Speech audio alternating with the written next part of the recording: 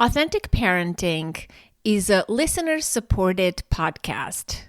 Since 2015, Authentic Parenting has been a free resource for parents everywhere. We rely on listeners just like you for donations. To make a contribution today, to show your love and support for the podcast, go to authenticparenting.com/support or join other patrons on patreon.com. Every contribution makes a difference. Thank you for your generosity.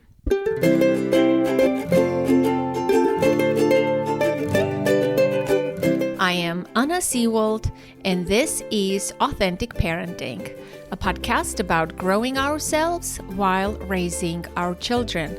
I'm a psychologist, educator, and parent coach. And on this podcast, I explore how you can connect to your authentic self, practice radical self-care, and raise emotionally healthy children. Let's break the cycle of generational trauma for a more peaceful, kind, and compassionate world. Today, how your unhealed past keeps controlling your parenting. Have you ever stopped to wonder how the stories you grew up with, the ones you absorbed in childhood, still shape the way you parent today? In today's episode of the podcast, I talk with GG Renee Hill, an author and creative coach whose work helps people uncover, rewrite, and reclaim the stories that define them. GG is the author of Storywork, Field Notes on Self-Discovery and Reclaiming Your Narrative, as well as 2 guided journals, Self-Care Check-In and A Year of Self-Reflection. She's also the founder of the Inner Story Writing Circle, a community for writers and creatives who want to do the heart-centered work of writing about their lives. Together, we explore how childhood narratives continue to influence us as parents, what it means to break generational cycles, and how to parent from authenticity and self-trust. Gigi also shares how writing became her path to healing and how she uses story work to help others rediscover their power and voice. This is a tender, thought-provoking conversation about trauma, healing, and the power of rewriting your own story. Before we get to today's episode, I want to let you know that I have put together a special curated playlist of handpicked 10 episodes of the podcast. If you're interested in learning more about trauma, how it affects your brain, your body, your relationships, your parenting, your sense of self, and how to heal from it, you can download this special playlist for free on my website, authenticparenting.com/trauma kit. That's authenticparenting.com/TRAUMAKIT, altogether, trauma kit. And I hope you'll get to enjoy phenomenal conversations with world-class leaders on trauma, healing, mindfulness, and parenting. And now, please enjoy, and thank you for listening. Well, Gigi, welcome to the podcast. Thank you for having me. I am fascinated by your story. You know, when people reached out to me and they said, hey, do you want to interview this person growing up with a schizophrenic mother and, you know, retelling your story, recreating yourself? And I'm like, I just sent one sentence. Yes, I am interested. You know, I don't write long emails, but I knew immediately, like from everything, that this is what I want to talk about. How, you know, our childhood stories, narratives affect the way we parent, even though, like you and I discussed a little earlier, we may not recognize how, even though many of us are claiming to be cycle breakers, we broke the cycle. We know we're doing it, but those stories are there sometimes I catch myself, I'm like, oh my God, like it's playing out in front of me and I'm not even aware about this. I just experienced this like a few days ago, really, like, and I'm like, wow, this is so true. No matter how much you quote unquote heal and do your own work, like those stories are steeped in your DNA. It's so deep who you are and how you show up in your parenting. Of course, your memoir is heartbreaking, heartwarming, and you have prompts and writing for healing. So I love all of this. So I want to know first, was there a time in your own parenting that you recognize that the old stories are still running the show? Definitely. And I realized quite a while before I really started doing anything about it. And it's hard to admit that, but it's the truth. And I just want to give that honesty and vulnerability to anyone who is struggling with that. Like maybe they've noticed things and aren't sure what to do about it yet. But there would just be times where my kids would express something, because as kids do, they're honest, they don't bite their tongues, and they would say something or notice something, and I would diminish it. And of course, we have to be appropriate with our kids and find age appropriate answers, but I would diminish it. I would even distort it to try to just get them to not pay attention or to notice it. Or it would be another time I noticed would be when I felt pressure to parent my kids a certain way from other people. Maybe it was my in-laws or elders in my family. Well, you should do this with them, or it should be this way, or they should behave this way. And I would bend to that and didn't really trust my own knowing, my own intuition. I didn't have a solid trust in myself, feeling like I always questioned. I knew how to love on my kids. I knew how to nurture them and nourish them. But some of the harder parts of parenting for me were how to discipline them in a way that feels constructive and not destructive, right? So certain parenting methods didn't feel right to me. It felt like I don't want to tear them down. I want to coach them through these experiences, but I didn't know how to stand up for that truth that I felt. And I had never really been parented that way. I was parented with harsh, and we'll get into this more, but my mother really disciplined me through this sort of mix of fear and doom, right? Like, because she associated everything through religion, and it was always this threat of you're going to go to hell and these terrible things are going to happen to you if you don't do these things. And I knew I didn't want to do that to my kids.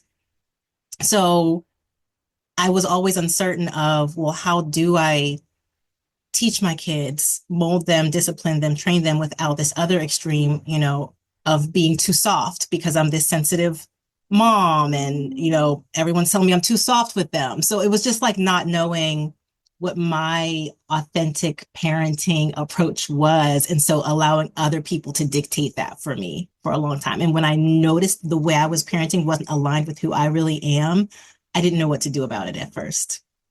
And it just continued for a while because I was just like, everybody knows better than me.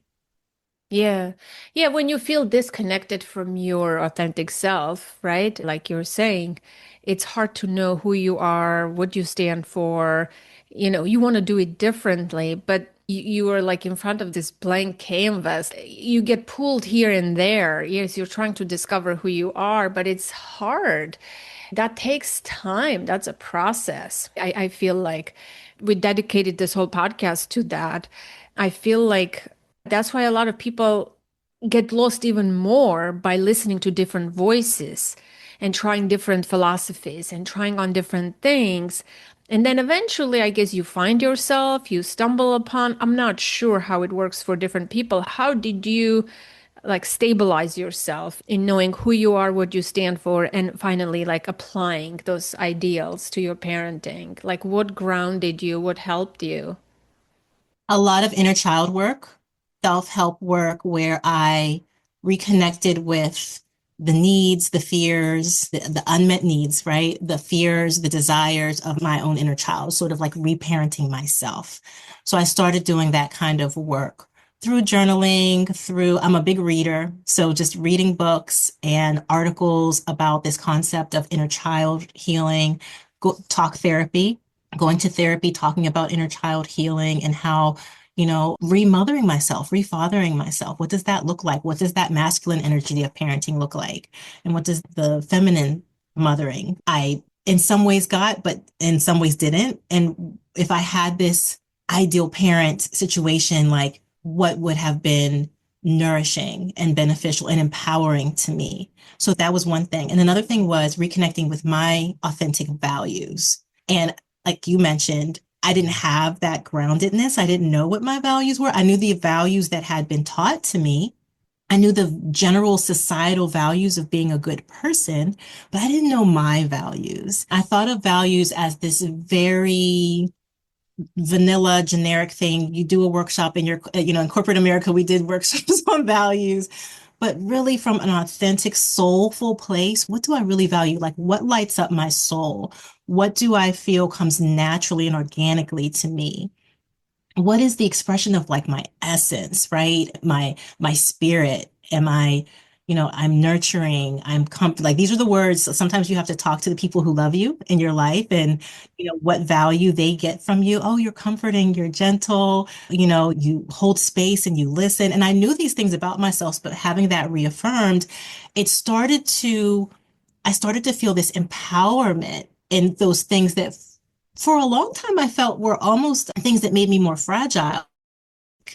I knew I was sensitive. I knew I was gentle. I knew I was soft. And those qualities had often been weaponized against me.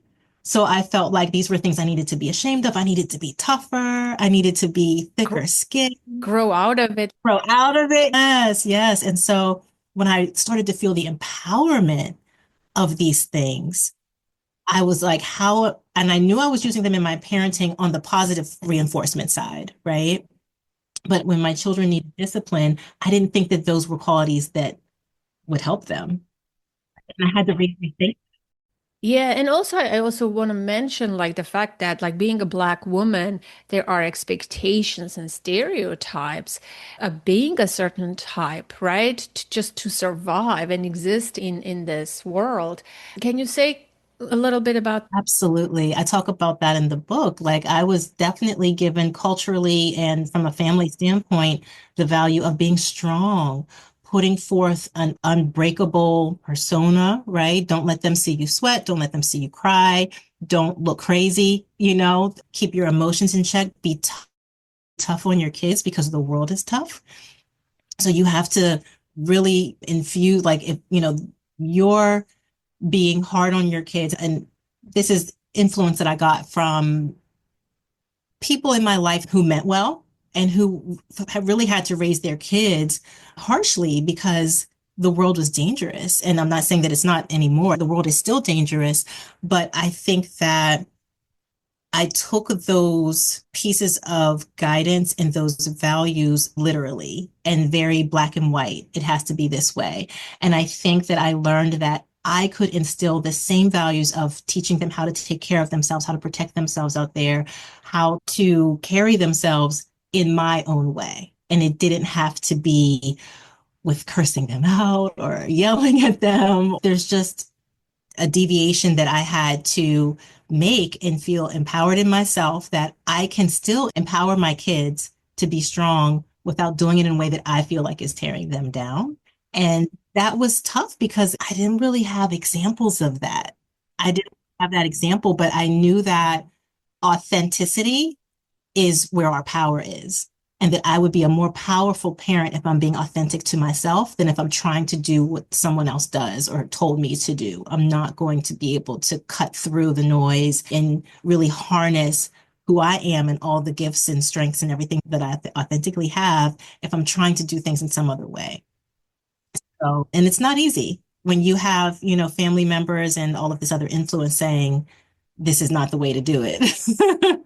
Yeah, no, I mean, it comes from a painful place, right? I understand that mentality, why they are saying it, the reasoning behind it, but the application of it is so harmful. It's like a trauma response that you keep perpetuating onto your own children.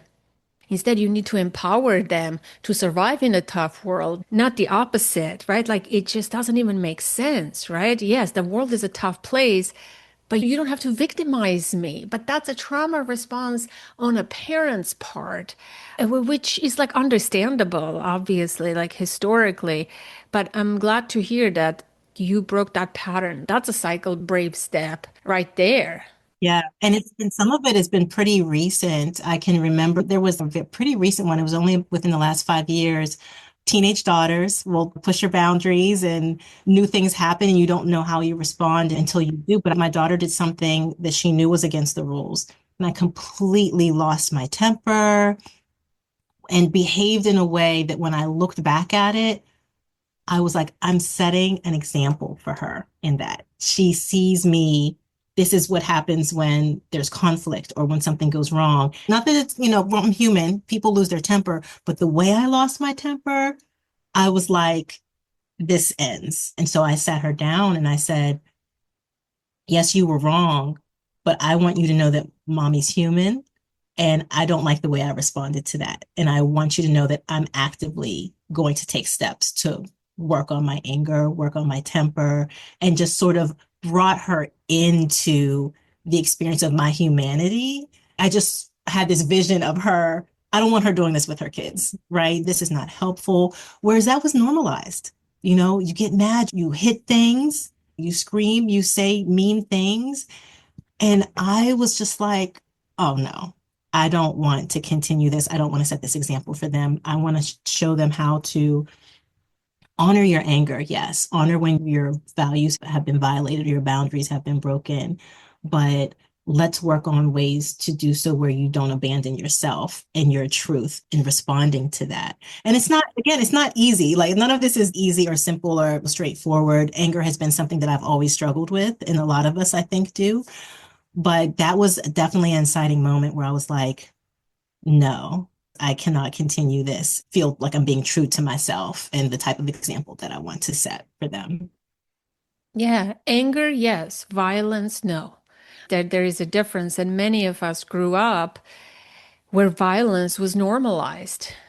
But I think our children, at least this generation, I can see it in my daughter. I can't speak for the generation, but I see her friends and younger kids that I communicate with. They are so much aware. They can stand up for other people and they have more awareness. They understand that they have better racial understanding, cultural differences. This generation is amazing than what we had. And so it gives me hope that a world is going to change. It's going to be a much better place for our children and for their children. And they will create a different, better world and hopefully peace one day. This reminds me of I had another podcast guest. She says many powerful quotes. This woman, she's like in her 70s. One of her quotes is, "We will stop bullying when we stop bullying children." So it's just like anger is fine. Anger is a normal emotion. Violence is not okay, especially towards one another. But I'm already loving you and our conversation. I feel like, wow, I can talk to you about so many wonderful things, and maybe I can have you back again. Now, but I want to talk about the book. I mean, there are so many beautiful things in the book. I wrote down a quote. I think it was someone else's quote that you have in the beginning of the chapter. It said, "The past created the present, but the present also recreated the past." Tell me how this quote talks to you and how it's applicable to your book. I love that quote. That's by Nadia Spiegelman. And I use that quote in my storytelling workshops as well. It captures the essence of story work in the sense that, yes, the past obviously shapes who we are in the present, right? We know this, but we can also look back with our hindsight wisdom and the growth and who we are now and reshape potentially stories, beliefs, memories that maybe we always thought of a certain way, right? So I came to writing this book with a lot of victim narratives, right? There were experiences in my life that I just felt like, woe is me, this happened, now I'm this way and I'm damaged and I'm not enough and I have all these beliefs that were disempowering, that made me feel like I couldn't do as much with my life because I had these broken pieces. And there was this part of me that knew I was meant to have an impactful life, but I thought of it as I will use this drive that I have to be a light in people's lives and to encourage people and help people. When I see people, I see souls.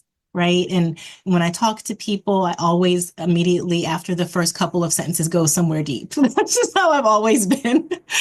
And I knew that I love this about myself. I've always seen it as a gift, but I felt like because I'm broken, and I'm holding up quotes, I know this is an audio podcast, I'm broken, I would only be able to empower others in this limited way. And that I certainly would never be able to lift myself up to any ideal place in the world because of this brokenness. But the whole idea of writing the book was at first, I wanted to just get these truths out. I wanted to get these stories out.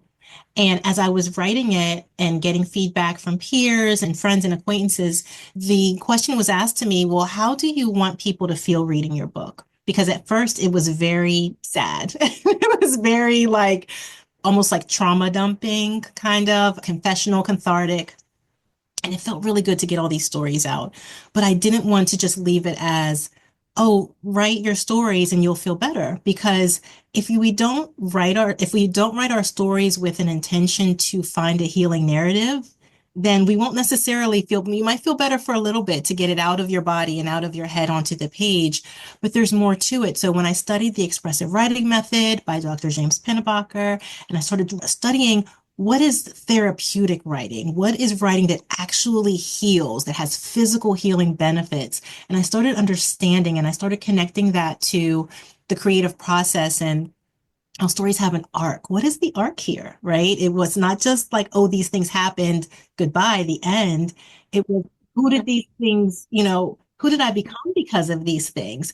And so I started to, as the quote says, reshape the past with this intention to say, even though this thing happened and it was hard, what gifts did I develop because of this? What compassion did I develop because of this? How did these things make me a more evolved person, right? How did I respond to these things? What good has come out of it? And that can be really challenging I think, for us in general, especially when we're dealing with people. People have all types of difficulties in their lives and memories and trauma and there's an intentionality behind it. We don't immediately say that. I'm not into bypassing like, oh, that happened. That's really sad. Well, what's the silver lining? What good came out of it? There's a process to it. It's not that simple. You do need to honor it. You do need to be there with it, to feel it, allow yourself that discomfort. And then, and there's, I talk about this in the book.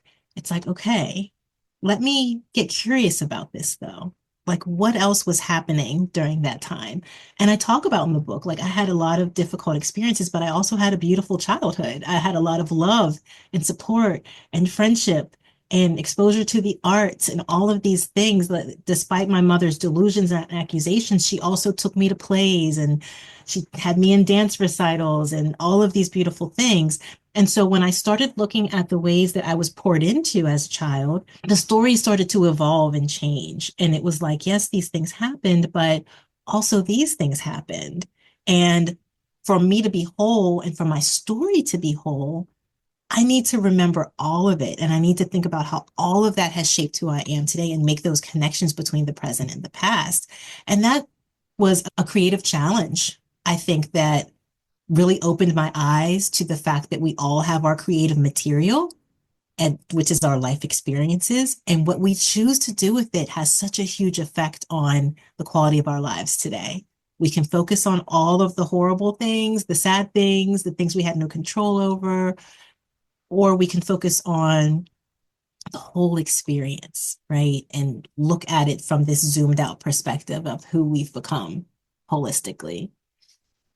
Yeah, in the book, you have many powerful exercises, and I love, writing exercises, writing prompts. I'm a journaler throughout my life since I was 13. I promote it on the podcast. We've done episodes about the healing power of story writing, all those things. And I'm a big believer in what you're saying, as I experienced it myself, the transformative effects of writing for healing and telling your story, especially those stories that are, steeped in shame, that hold you stuck, that keep you small, and just you don't live your authentic life. But the moment you start telling and sharing, not only you heal and transform, but allow other people to heal and transform, it's an invitation. And I want to emphasize that, yes, your book is not, for people who want to be writers and write their stories. This is for ordinary folks for healing purposes. And I highly recommend it. So there is an exercise on page 65 that I was looking at this morning, how you can write your own story through different story models or perspectives, I guess, narratives. I think you know what I'm talking about, like the rebirth, overcoming the monster, rags to riches, voyage and return. So could you talk about this exercise? I think it's really powerful. And maybe my listener can take notes and do it for themselves. Yes, that is an exercise that I started using in workshops and got such a great response to it. I knew I needed to include it in the book. It's a great way to, I mentioned earlier that all stories have an arc, right? Reading a book or watching a movie, we want to see that character develop, right? We want to see the challenges they face or whatever conflict they're facing. We want to see how it changes them and how they evolve. And so there's a book called The Seven Basic Plots by Christopher Booker. And he outlines these seven basic plots that many of the stories that we know really well come from. So there's, like you said, overcoming the monsters, like a classic David and Goliath story. A tragedy could be something like Romeo and Juliet. They're also laid out in the book. And I present this exercise with the idea that everyone has some type of tragedy story or tragedy narrative in their mind, in their way they think about their life. And so one of the things I say in there was like, you might think tragedy, like I don't think of my life as a tragedy, but I'm just using that as a concept for us for the exercise. It could just be, I've always been too loud, right? I'm just too loud. People always tell me I'm too loud. And because I'm too loud, I can't do this or I can't do that. Or I've always been the black sheep in the family. And because I'm the black sheep, I can't do these things, or I'm always going to be treated this way. Whatever negative narrative you have in your head that you feel is like something that limits you, that you can't overcome, it's a fatal flaw. And that's what the tragedy story, every main character in a tragedy story has this fatal flaw that leads to their downfall or leads to them not living the life they fully have the potential to lead. And so the idea for the exercise is to take that fatal flaw or that tragedy storyline that you might be carrying, something that you believe or a belief that has been imposed on you that you think limits you in some way and keeps you from living the life that you want. And you can reframe it through these other six story arcs. So if you're overcoming the monster, that monster could be very conceptual. It could be addiction. It could be a dysfunctional family or some type of dysfunctional relationship that has held you back. And that could be the storyline where you say, okay, that's my Goliath. What if I imagine that my story is not just a tragedy where I just have to succumb to this and lay down and say, this is just what it is, but I find the strength somehow within to overcome this monster. Another one you mentioned is rebirth. And I think that's my favorite for my story because for so long I was living according to this tragedy storyline that it wasn't safe for me to be my authentic self, that I would be abandoned, I would be judged. I had so much shame and I couldn't show who I really was because I had built up this belief that if anybody saw me for who I really was, that I would not survive that exposure, right? There's so many tragedy storylines that I had. And creativity and finding my voice and the healing work that I did led to a rebirth, right? Where I turned all of those things that I thought would lead to my downfall or made me not good enough or made me need to hide, I turned them into strengths and I turned them into parts of my life that I talk openly about now, that I can harness now to help other people. And I had a rebirth. And that change in that narrative arc is everything because then you realize that these things that I thought were holding me back in life actually could be used to propel me forward. And you have to experience it little by little to really begin to trust it and believe it because you might have forces in your life that are telling you different. You might not have examples to look at. And I think as humans, we often want to see to believe, right? Like if I see someone, and so that was another powerful part of my journey in getting into creativity was connecting with other creatives, healers, coaches, people doing similar work that I saw them using their story, their shame story or their painful story, and turning it around and using it to inspire others, to help other people see that they weren't alone. And I saw that and I thought, and I just felt this awakening. Like, I feel like I could do that. And I feel like I'm actually made for that because I, even though I felt such shame and guilt and regret about so many things in my life, when I talked about them, I felt a surge of power. I felt a surge of hope. And I was like, well, maybe I can trust that, right? It took me a while to trust that feeling. And I think that those seven plots, so there's rebirth and there's voyage and return, and it gives you this opening of your imagination to like, I've always thought of this as just something that there's a dead end here. I can't get past this. But when we use creative tools like this, we have some distance, right? We're all creative beings to begin with. As children, we're born creative beings. It's our job to be creative. And sometimes as adults, we lose our creativity a little bit and we start thinking black and white, all or nothing. So using creative tools is such a beautiful way to get back to your authentic self, your imagination. And like, well, what if I thought about this differently and I plugged my story into these different plots and I could imagine things could be, I could imagine things to be different and I can start to actually live my way into this plot that I've mapped out. And it really does help you to overcome that resistance that tells you that just because things have always been a certain way or you've always thought a certain way that you always have to. Yeah, I mean, we cling to stories and sometimes they're so outdated. When you update them, you're like, wow, I wasted my entire life. I could have done this earlier. And our stories, that's the thing, like memory.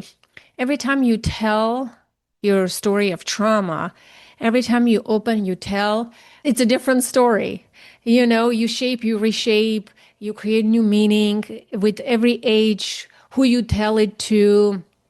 It just changes so much. It's so fluid and it's so elastic. And just to know that there is a possibility that you can recreate and change your story and have a different life. Why not?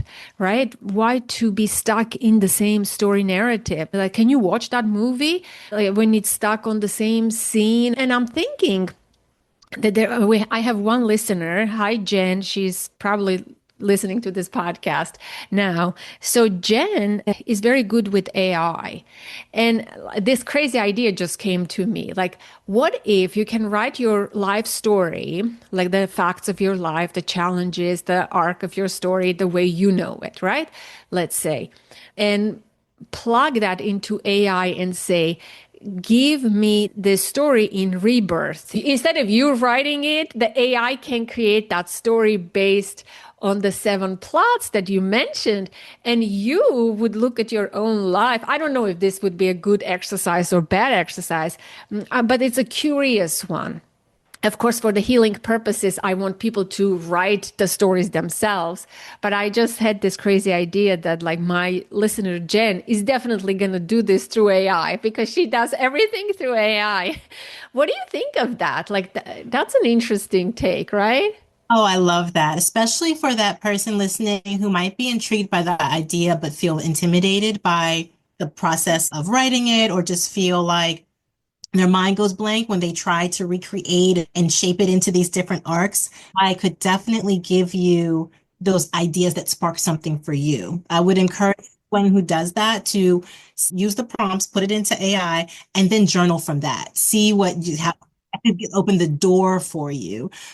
Imagine AI in general, just like use it as a place for idea generation and then take it further for yourself. right? Because absolutely, I know that there are many of us who are so rooted in the same story that it can be hard at first to try to think of it any other way. Even with a tool like that, it could also help to look at the stories that relate to each, like rags to rich, like a Cinderella story, right? And to just think about in what ways has your life been a Cinderella story? And just allow yourself to go back to childhood and to just open your imagination. It's so healing to even just do that. And I think it would be really curious to see what AI would come up with based on the details of someone's individual stories. I think that's a great way to open that door. Yeah, and then because I think writing seven stories would be challenging for someone who is like stuck to their story and it's their comfort zone. It's like, no, this is my story. But because I see this in therapy, right? In my work with clients, a client tells me a story of their trauma, of their struggle, of their adversity. And I'm like, wow, I comment. I'm like, this is why. I'm like, I'm not surprised because now you have this gift or this skill or this superpower. And they're like, they're shocked that I can see something in them now that I excavated from this tragic story that they told me. And that's why people go to therapy, right? And they are enlightened and they're like, wow, I never thought about it that way. And then the next time they come back and they're like, remember when you said that? I've been thinking about that. Yes, I am. This is my superpower. And I'm like, yes, we can tell our story in so many ways and have so many different endings and arcs and right just amazes me how our imagination can be such a healing tool for ourselves, right? It's so underutilized. Oh, absolutely. That's the whole energy behind this book is that healing is truly a creative process. You have to find ways to open your mind and your heart to think about your stories in your life differently. The pressure off. We use tools that take us back to a time when creativity was just fun. And it was just, you know, the word I can't or the limitations that we have on ourselves sometimes as adults as a sort of a safety, like a comfort zone. Like, let me stay in this box. I know within this box, I feel safe from harm in this box. So stepping outside of that box to even think differently can feel really scary and it can feel really foreign. So creativity is a gentle way to step outside of that box and just get a little bit imaginative again and a little bit playful again. And then you start to see how that playfulness and that imagination can actually start to become something more solid that you can stand on. And I can't say enough about how writing has been that for me to be able to imagine what if I just thought about this a little bit differently, to just open my curiosity to imagine a different perspective? It can be really life-changing. Yeah. There was another good exercise in the book. I think it's like a three-step process. First, you write down the factual Yes. events of your life, then the feelings and the healing. So I'm wondering if you can share that too.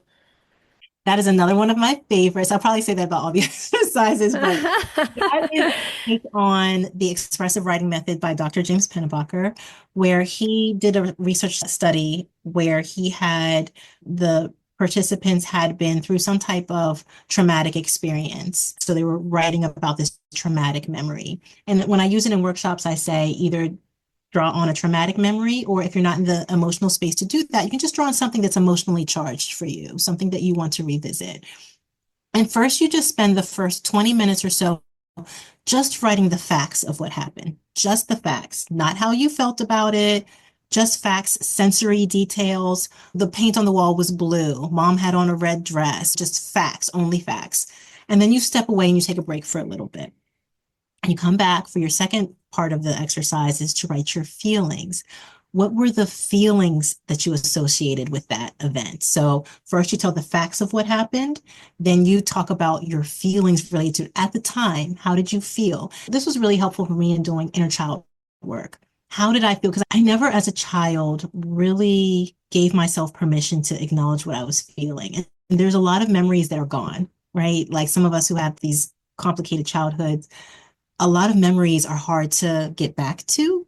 Yeah, and the hippocampus deletes them, the memory center. Yeah, I struggle with that too. Yes. So you write as much as you can about like, what did you feel at the time? And sometimes those details help those feelings come back, like helps the memory. So one little thing might lead to another little thing, another little memory that you have. So you write how you felt about a time and you try to do your best to honor what you felt at the time. You don't judge it. You don't, well, I shouldn't have felt this way, or like it's just what you felt. Then you take another break. And then you come back and then you're writing the meaning that you assign to it now. So in hindsight, using your hindsight wisdom, the growth that you've had over the years, how do you look back at it now? And one of the first stories I remember doing this with myself was a quick story I think is in the book about my mother coloring in this painting she got for me of these were white ballerinas, and she colored them with a brown crayon. And so I wrote the facts. I remember this was something I was really embarrassed by because I didn't want I thought it was just such a weird thing as a teenager. So teenagers are so like everything embarrasses them.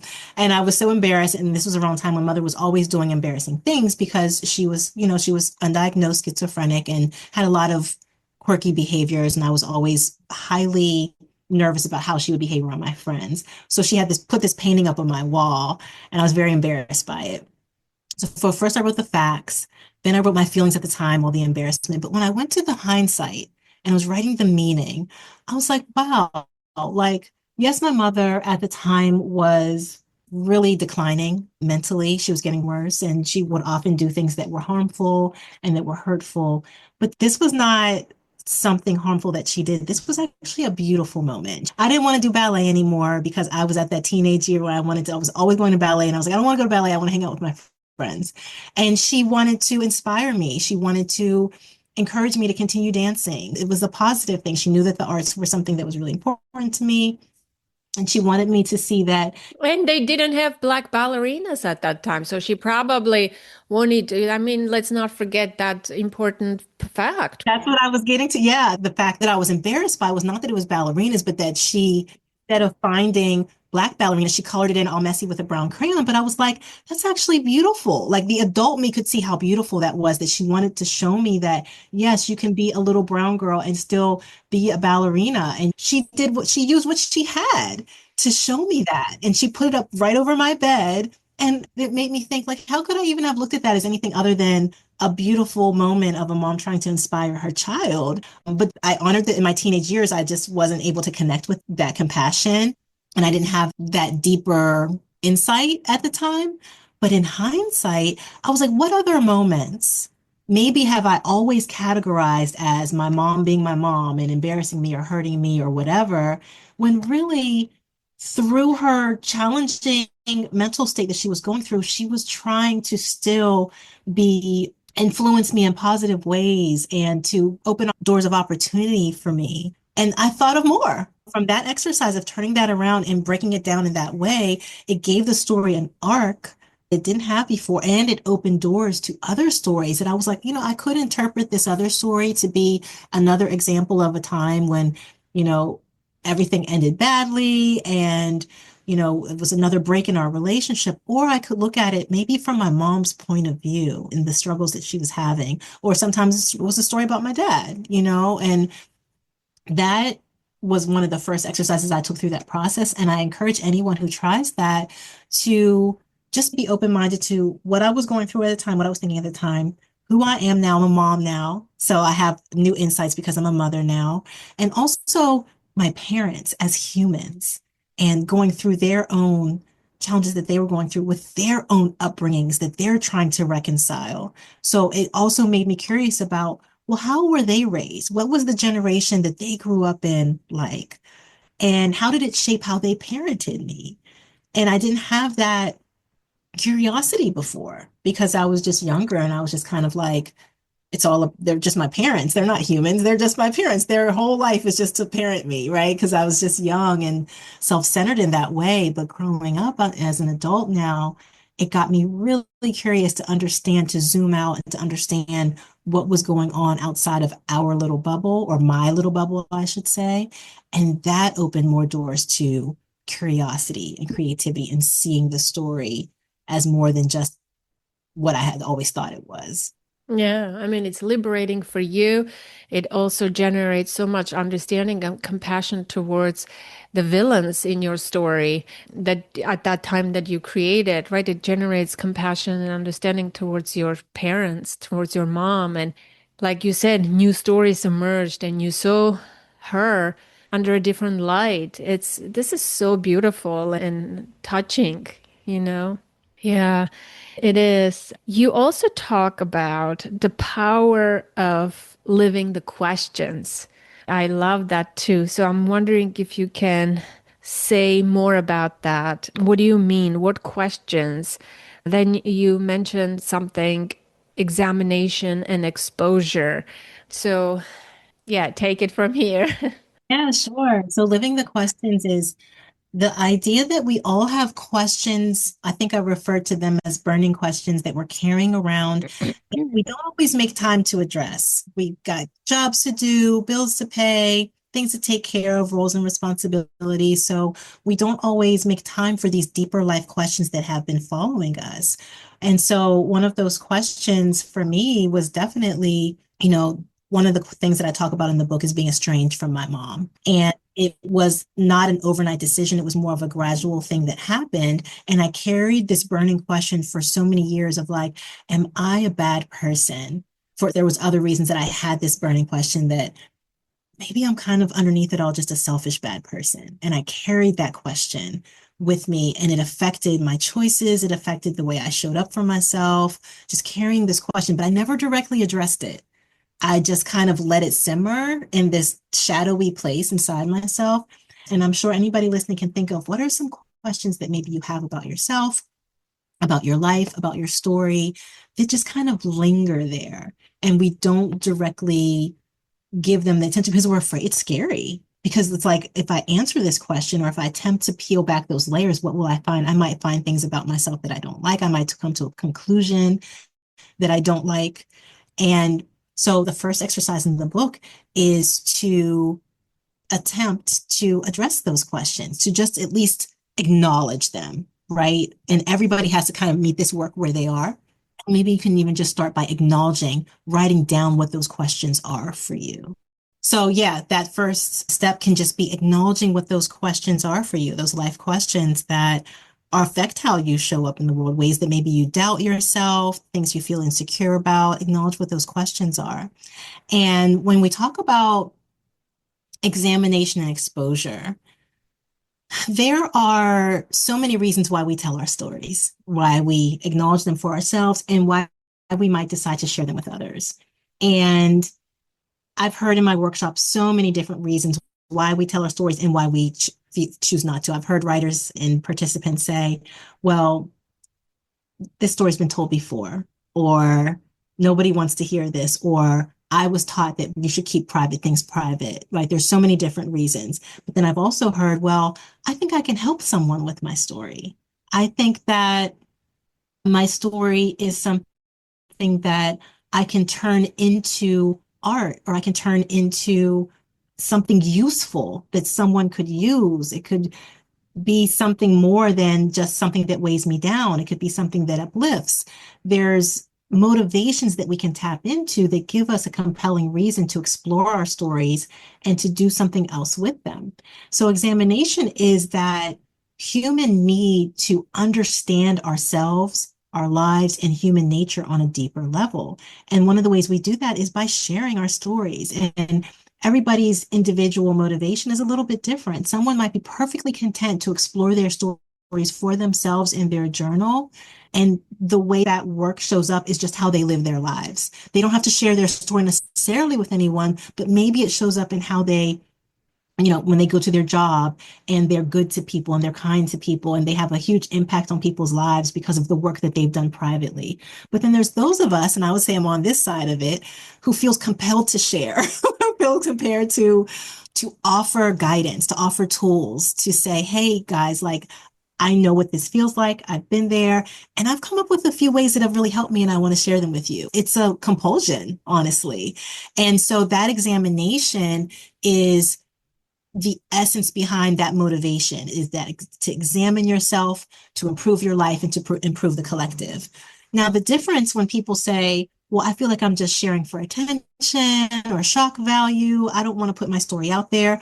That's sharing for exposure. And that's when we want to make sure that our motivation is not coming from a place of, I just want to be seen, or I want to get revenge, or something destructive, or something ego based, right? Like, I just want everyone to know what I've been through so people can pay attention to me and feel sorry for me. And it can be very human. I'm not even villainizing that. It can be just a very human thing. And I've had to reckon with my own desire for exposure because often feeling unheard in childhood and feeling ignored or overlooked, there were times in my creative journey and my healing journey where I did want attention or I did want applause. Like, I wanted people to be like, good job, you overcame that, or I see you. And there's nothing wrong with that. But I realized that, and it's that classic like A student, I want an A, I want a gold star for this, right? That was very much in me. But I realized if I'm going to be this healer and this teacher in this way, it has to be coming from that place of examination, of authenticity, and I'm sharing for this deeper reason. And so I was like, well, what do I do with this part of me? And I love parts work. What do I do with this part of me that's like wants applause and wants to be seen? And I said, that part of me, when I really listen to it, really just wants connection, right? I want to have emotional connection. I want to have an emotional impact. It's not like me, it's a deeper desire for connection. And so when I made that realization, I could bring that desire for quote unquote exposure into the fold and realize, okay, this is still all about the desire to help, to share, to empower people that their vulnerability can be a strength, that there's power in their story, and it's not just about me. So I would ask anyone who's listening, who's thinking about maybe reasons to explore their story, or maybe even reasons to share their story. Maybe they feel compelled to share, but they're holding themselves back because they feel like, I don't want all that attention, or I kind of do, but I don't know how I feel about the fact that I do. Just get clear, do some journaling about what are the reasons that you want to examine your story, and what are the parts of you who have a resistance to that exposure, right? Who feel like part of me wants revenge, part of me wants to get the attention I never received. Allow yourself to explore that, listen to it, give it a voice, let it get all the way through. And I feel like you'll come to a point where you peel back those layers and you realize that underneath that sort of more surface level desire for exposure, there's something deeper that's asking for a voice, that's asking for healing, is asking for expression. And that's where we can find our true source of motivation. And I always say that, like, once we find our true source of motivation, we can always return to that. We can always return to it when it gets hard. When you do get criticism or you get judgment or you get pushback from family members or whoever, you return to that true source of motivation. Like, what am I doing this for? And it gives you the fuel that you need to keep going. Yeah.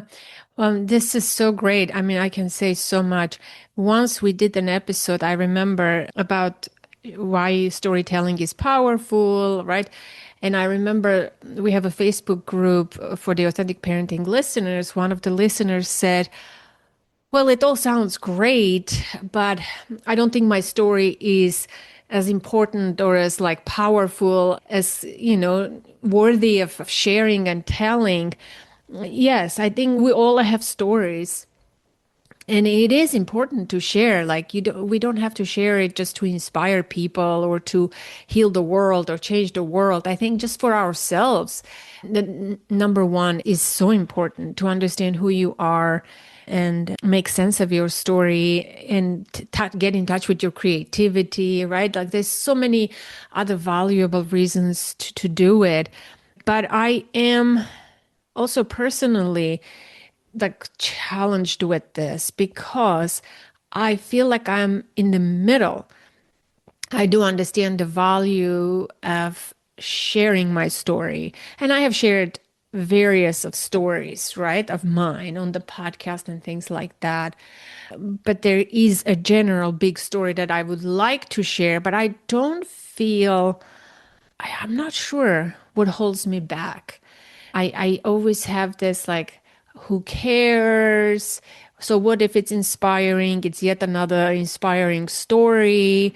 those lessons that I am gonna expose in my storytelling, it's like other people have shared that too. Like it's not gonna land. It's just like I have those kinds of limiting beliefs about my own story too, because people who know me, they're like, wow, you're a great speaker. You should do a TED talk and share your powerful story. It changed, so many of many of us. And I'm like, not sure about that. Like, I know there's some truth to that, obviously. But I personally, I'm not either ready or I haven't given enough thought. I'm not sure. Like I know the value of storytelling, believe me, but there's something holding me back. Yeah. I think each of us have our own unique, like, soul imprint. So sometimes we say, oh, like I could say, there's so many other people who have told the story of having a parent with mental illness Yeah, or situations that I've been through. like trivializing. Right. We can trivialize it and just say, oh, mine isn't going to make a difference. But what I found from my journey and just following that compulsion that I have had, that guiding light that has just been almost like an inner voice that said share. And it's been that you never know how your unique soul imprint might make a difference to someone who hears that story, someone who relates to you because you are you. Who might hear that someone else might have that story and they relate to other people, right? Because of who they are and the way they express themselves. So there's only, we're snowflakes, right? Like there's only one of us. And despite the fact that we're having this universal life experience, we're all experiencing it differently. The way you share, no one can share the way you share. No one has the voice, the perspective, even the tone in which you share your story, the way you share it is so unique and individual to you. And I feel like we all have this vibration we put out, and it's like a radio wavelength, and people can tune into that, just like any, like on social media or TV or anything, you're flipping through and some things just cut through. And you're just like, oh, wow, I just really relate to this person. I've heard other stories like this before, but for some reason, I'm drawn to the way this person tells their story or whatever. And that has been my experience because I felt like, nobody's going to care about me sharing this story, or it's not that impressive or magnetic that anyone would notice. But then when you have just a couple people that say, your story really helped me see aspects of myself or put into words things that I had experienced or felt and didn't know how to. I began to believe and understand that my unique form of expression is nobody else has that. Even, they cannot share my story, even if their situation is exactly the same, because they're not me. They're who they are, and theirs is just as valuable. So I think, like you said, it's not something that we need to force ourselves to do. But if you do feel like it's this little voice that always comes back that says, share, then it's time to revisit what are the beliefs that are holding me back from sharing? What good could potentially come from sharing? What do I even want to get out of it myself, right? Like, what do I think will, and I always found that I think that my compulsion came from, I felt empowered by it. I felt like I was taking my power back. Every time I shared a story that had used to cause me shame or regret or guilt or anything like that, every time I shared a little bit, I felt more empowered. There's a quote by Brene Brown where she says, never share unless you have no unmet needs that you're seeking to fulfill. That's a good one. That's a good one, right? And Oh, yeah. that really has been guiding for me because I'm like, okay, I know if I'm not ready to share, if I'm still thinking, okay, after I share this, I want to get some type of validation or some type of approval or something. But if I'm just like, I've worked through it and now it's like a tool in my toolbox, and I think I can help someone with it, or I can just own myself even more by sharing it, then I know it's time to share. So it's a journey, of really trusting that inner guidance. Yeah, it is. Thank you so much. You're so inspiring. I love listening to you. I love the book. I love your story. Like I said, the very first time I got the email, this guest is going to be on my podcast. I'm terrible at responding to pitches and I just delete most of them. I don't even read them, but I just glance at them sometimes. And maybe there was something just story work, the title, like there were compelling words that attracted me. And I said, yes, I'm interested in this, and I'm very glad that we met. I would love to have you back. I think, moreover, I would love to do workshops maybe for my community with you about this, like to take you to the next level. People who listen to this podcast episode who are ready to do this work with you, maybe we can co-create something and they can join.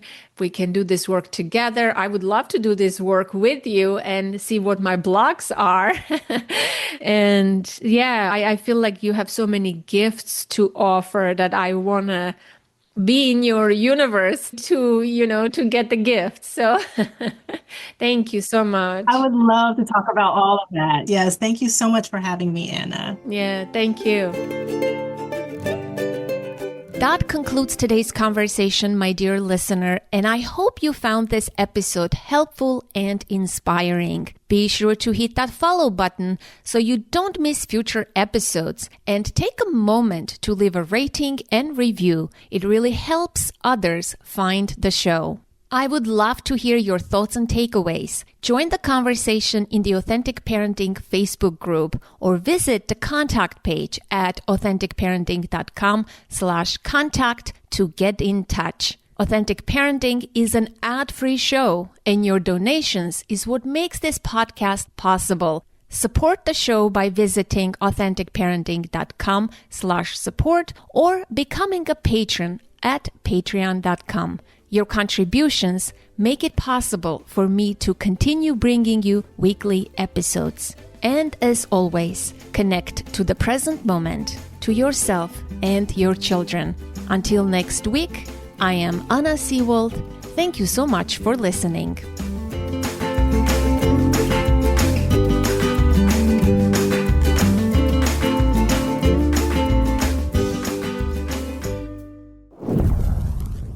This episode was edited and produced by Ami Noor. If you need expert support to bring your dream podcast to life, from editing to full production, Ami Noor can help make it happen. You'll find his link in the show notes.